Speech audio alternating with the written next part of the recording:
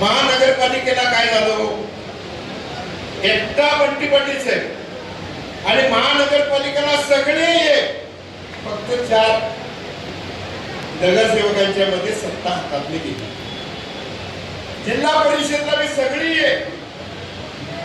एकटी. जिल्हा परिषद मध्ये काय घडलं, जिल्हा परिषद मध्ये सुद्धा 3-4 मताच्या फरकानं बंटी साहेबांच्या हातातलं ही सत्ता गेलेली आहे.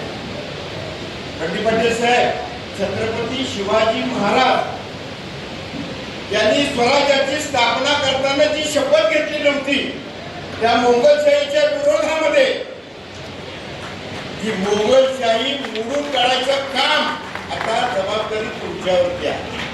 आमची तुम्ही छत्रपती आहात, छत्रपती शिवाजी महाराज आहात आणि आम्ही तुमच्या बरोबर 100% या ठिकाणी आहे. ती भूमिका घ्या म्हणते मी साहेब, ती भूमिका तुमची त्या ठिकाणी असली पाहिजे आणि ती भूमिका चालून तुमच्याकडे आली आहे. ही वस्तुस्थिती नाकारता